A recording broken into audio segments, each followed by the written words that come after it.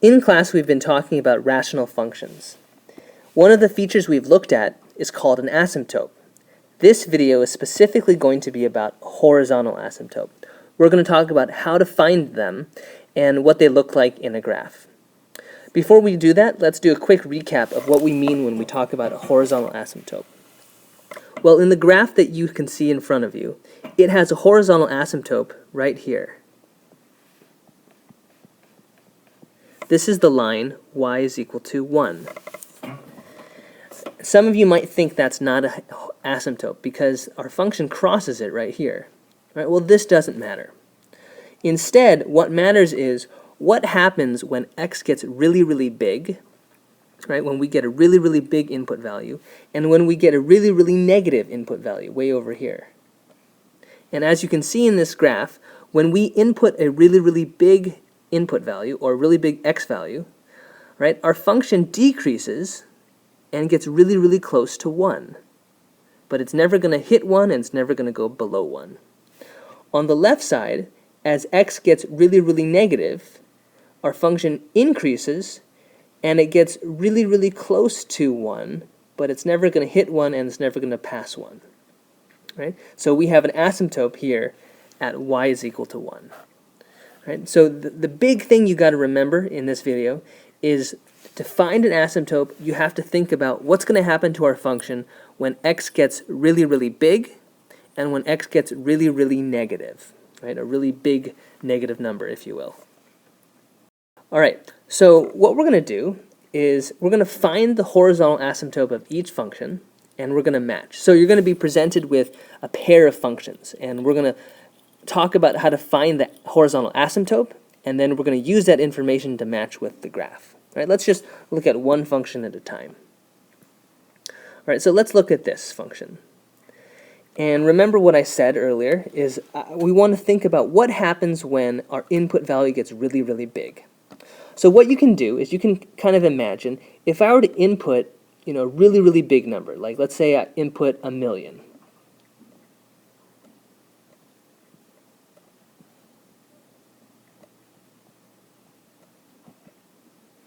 Right, so what would this be? Right, f of 1,000,000. Right, well, if I were to just kind of approximate what this would be, right, think about this for a second. Let's look at this bottom. 1,000,000 minus 1. Right, if you had $1,000,000 and then you lost $1, would that really bother you? Right, not really. Right, $1,000,000 minus 1. Right, this 1 is so insignificant compared to $1,000,000. So if I were to be approximating this, right, that takeaway 1 doesn't really matter. We can just think of this as 4 divided by 1,000,000, right? Or 4 divided by a really big number, like 1,000,000. Right? And what is 4 divided up into 1,000,000 pieces? Right? Well, that's practically nothing. Right? So the approximation of this, we can just say that that's basically 0. Right? Similarly, if I were to think of inputting a really, really big number, a really, really negative number, right? F of negative 1,000,000.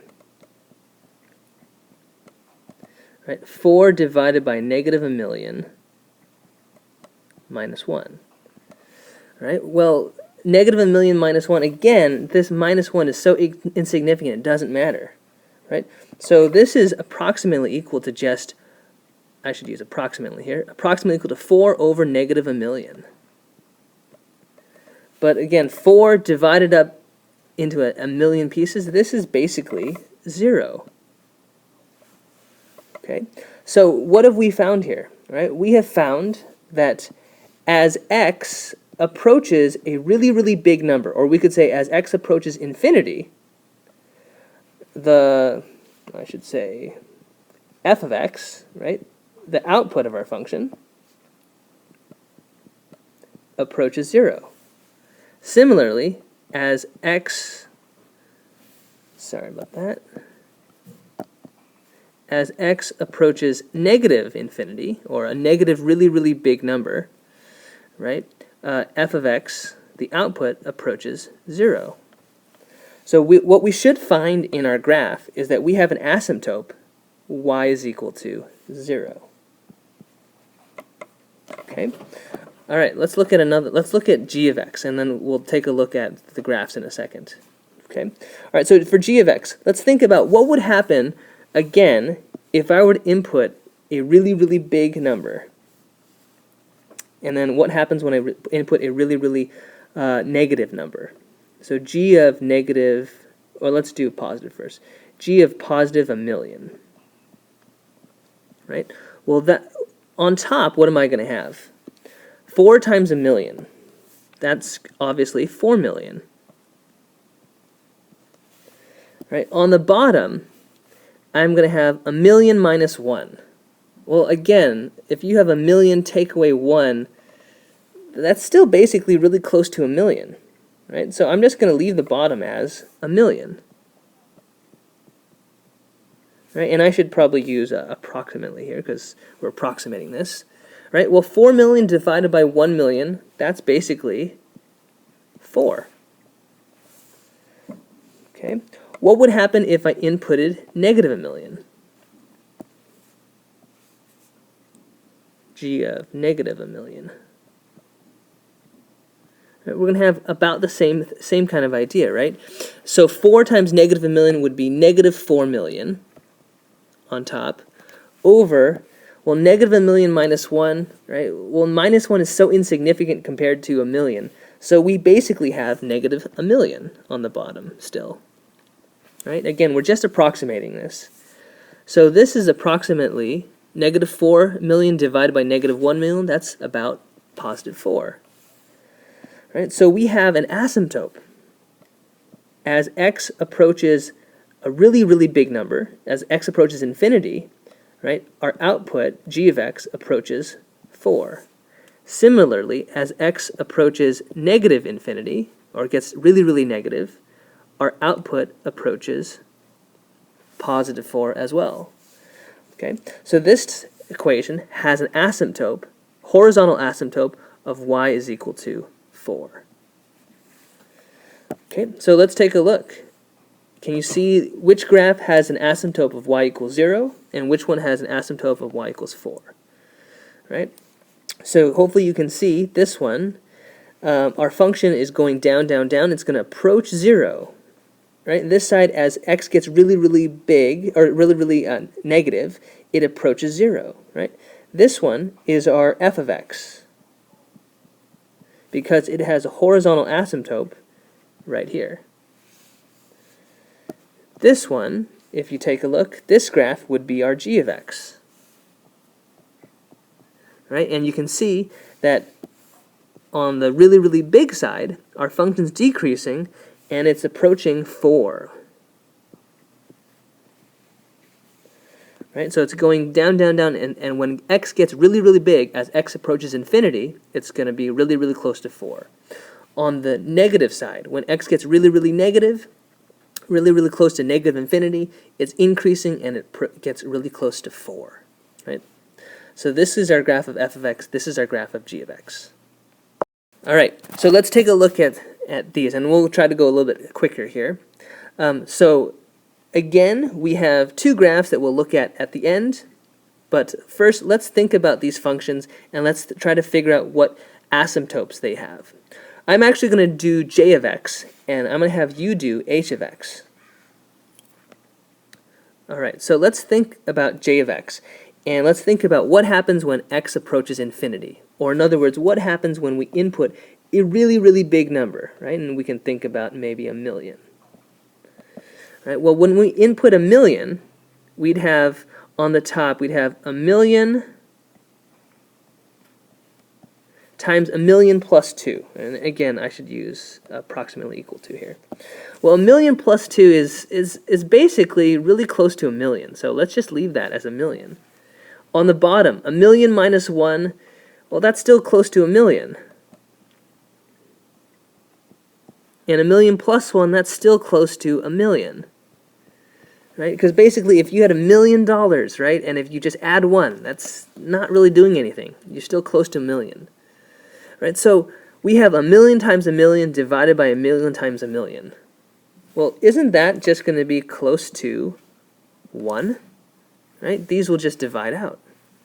Right? So we can see that as x approaches infinity, our output, j of x, approaches 1. Right? Would the same thing happen when we input a negative, a million? The answer is yes. Right? Let's think about what happens when I input negative a million. Right? Approximately. We'd have negative a million on top. Right? And then negative a million plus 2, that's still really, really close to negative a million.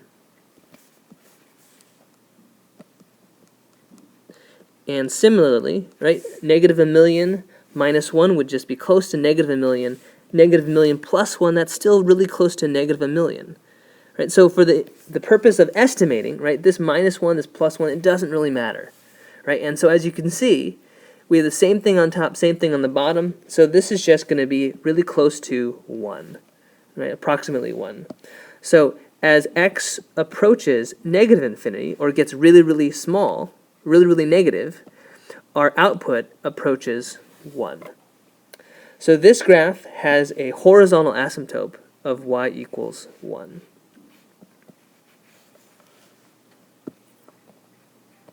I would like you to think about h of x. Okay, please pause and think about what the horizontal asymptote of this one would be. All right, hopefully you were successful at that. Here's what you should have found.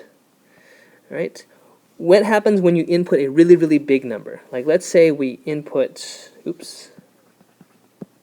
let's say we input a million. H of a million. Well, then I'd have a million over, well, a million take away 1, that's just really close to a million. And a million plus 1, that's still just really close to a million. All right, I keep on forgetting to make these approximately equal to. All right, well, what would happen? A million divided by a million, these would divide out. And we just have 1 divided by a million. Right? And if I have one thing divided up into a million pieces, that's approximately equal to 0.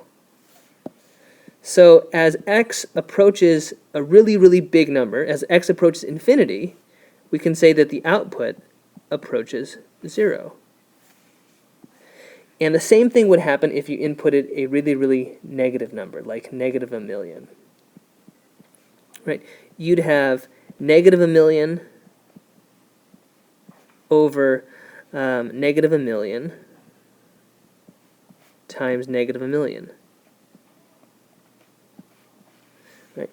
You can see these things would divide out, and you would have 1 over negative a million, which is with all practical purposes, that's approximately 0. So we can say that as x approaches negative infinity, or gets really, really negative, the output here approaches 0. So we have a horizontal asymptote